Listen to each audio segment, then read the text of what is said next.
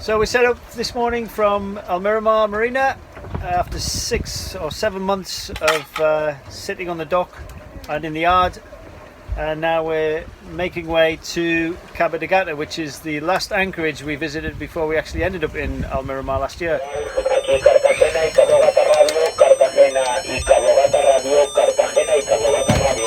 What's going on?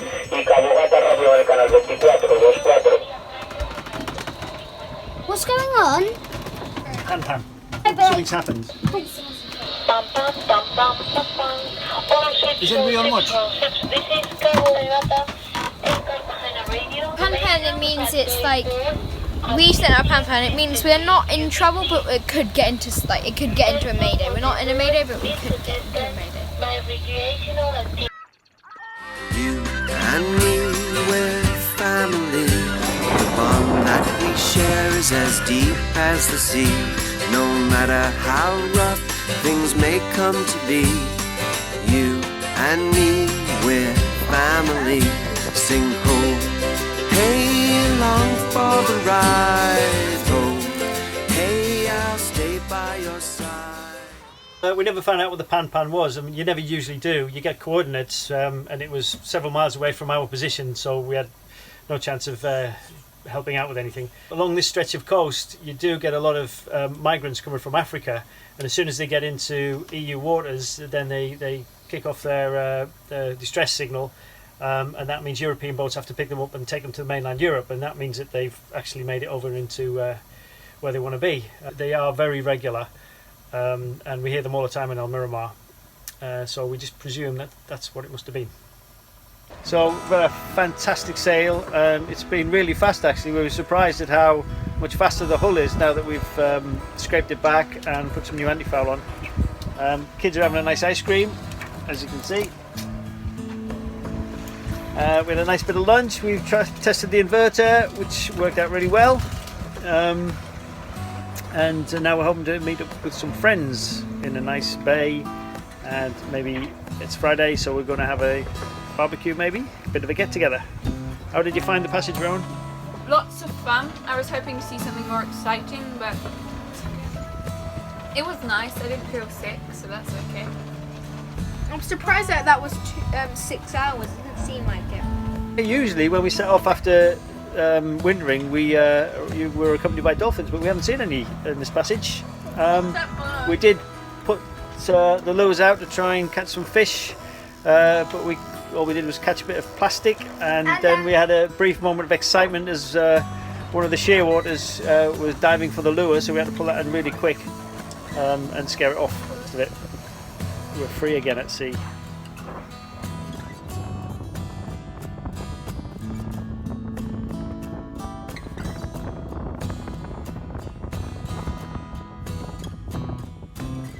Check the anchor because we know there's a lot of wind coming in the next few days, so my job today.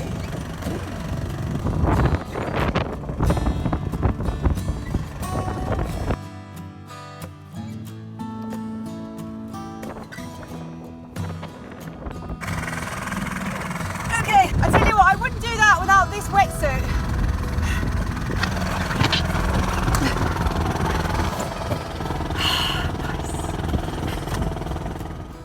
It was really good to be back on anchor and with our friends from Almiramar again.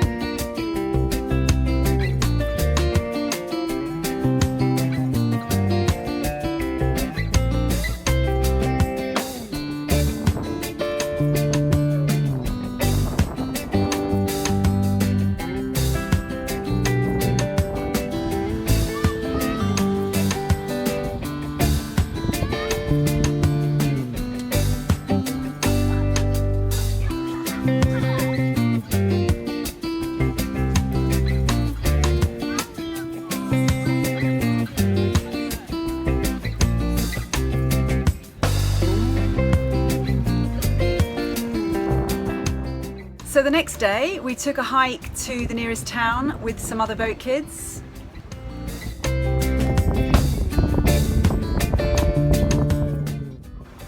if you don't want civilization, then Cabo De Gata is one of the largest coastal protected areas in Andalusia. There's also 6 species of plant life that's only found in Cabo De Gata.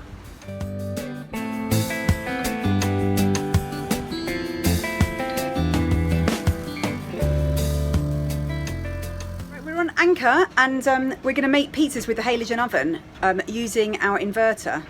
We're monitoring it closely to see how much power it's taking. About 1,300 watts. So Yewan checks to see that we've got all the fruit and veg that we need. Here's the potatoes, here's the cucumbers, and here's the sweet potato. Here's the oranges. Here's the cabbage. Here's the apples, and here's the bananas.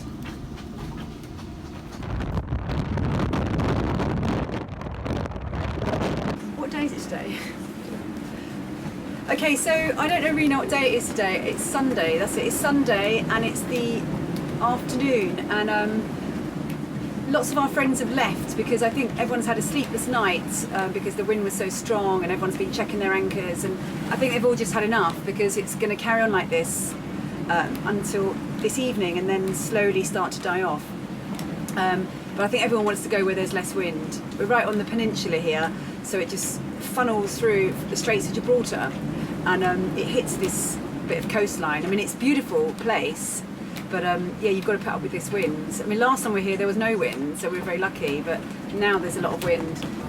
Yeah, so obviously it's always a bit nerve-wracking when you leave in high winds, because firstly your anchor's going to be really well dug in. So Kirlana, they had a few problems getting their anchor up because it was stuck in so much, but they did manage to get it up in the end. And yeah, our Russian friends on Naos, they kind of like, their boats have got a full keel, so they pretty much were heeling over it as they were leaving the anchorage with only a tiny bit of mizzen up, so that was quite dramatic.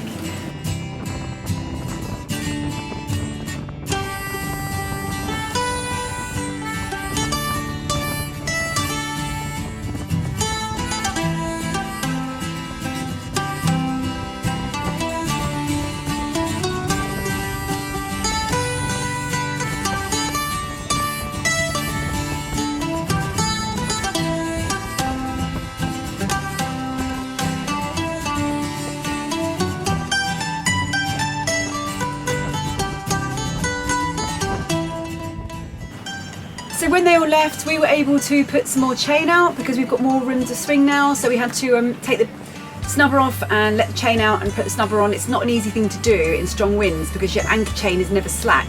It's always really tight, and it makes it more dangerous as well. We noticed Dan trying to do it on his boat yesterday, and he was hanging on to his bowsprit, you know, trying to do his snubber. So yes, everything's always more tricky in strong winds, definitely. But we still have people here in the Anchorage that we know. A couple of boats here from our Miramar and our friends on Brits. There's Safari and Wahoo, and there's another trimaran, and we're all going to sit it out. And we know tomorrow is going to be a beautiful day with no winds, and we can all go to the beach again. We're trying to plan what we're going to do next week as well. That's what we're thinking, because it's getting worse the end of next week. We don't really want to do it again. So we're trying to think where we can go, because we have to stay within this province still. We're not really allowed to leave the province of Almeria yet. And because we also still are waiting for 2 passports, we definitely don't want to be stopped by the Coast Guard without 2 passports on board. So for us, really, we need to try and stay a bit longer.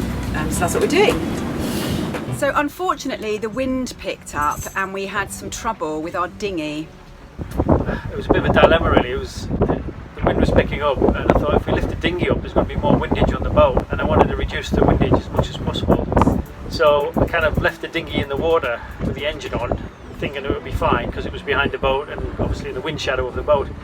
But the wind gusts kept flicking the boat backwards and forwards, and I was at the front of the boat checking the anchor at the time, and I heard a noise at the back, and when I looked behind, the whole dinghy with the engine had been flipped by one of the gusts.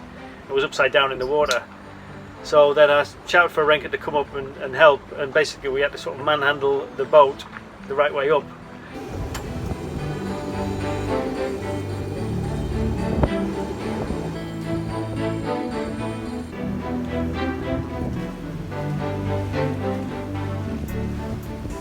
I kind of hoped that the engine hadn't been in the water that long and hadn't got inside, but unfortunately that wasn't the case, and we tried.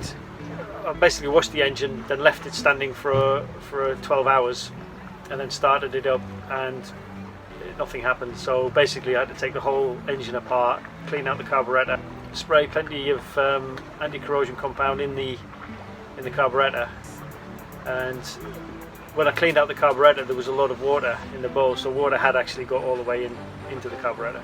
So as you can see in there,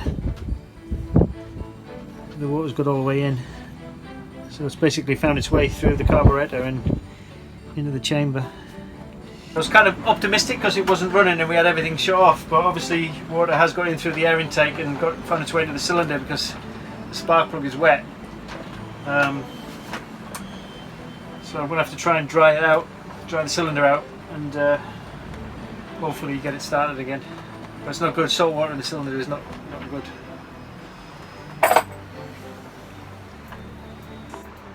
So that was it. I needed to do a full service of the engine. Luckily it came back to life and no major harm was done.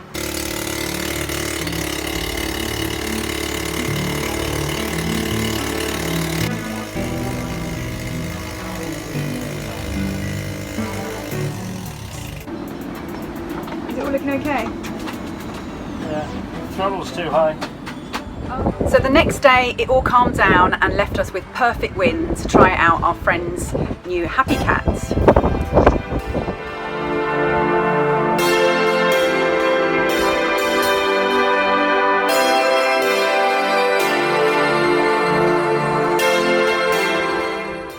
So today we're getting on a Happy Cat. It's a bigger version of a Smart Cat. Well, it actually has a proper buoyancy in the... So get on your knees so you can sit down. It actually has a proper buoyancy, whereas in the Oppie it's just like... Okay, listen to what you're being told, okay? Follow instructions. You take the black line, small black line. Oh no, it's already open.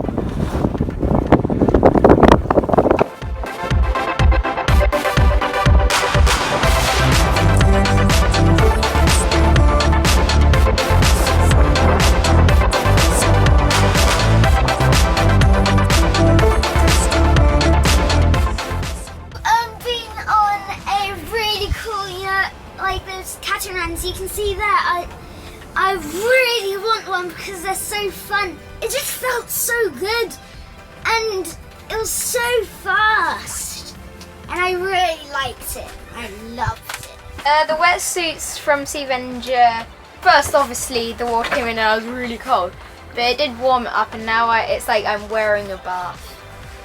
The Happy Cat, it was awesome. It was a bit scary, like I stayed a bit, but it was really scary because it isn't like the Oppie where the Oppie goes really slow. It's super fast and it's so fast that not even the tiller can change the direction, so you keep on having to reset the position. It's like going faster than the speed of light, like And it's faster than the motor, so like the motor on the dinghy, which is pretty cool. How much horsepower do you think it has? 2, 3? Like the speed is amazing, and I love it. I'm gonna save up for one, definitely. And no one's stopping me. Yeah, and I was the first one on it. Just to let everyone know. Don't brag. No, nobody wanted to go on, and I thought I'm having a go at that because I'm really a big kid, and yeah, it's really good fun. She's basically a bit, fast. a kid with red. I want one.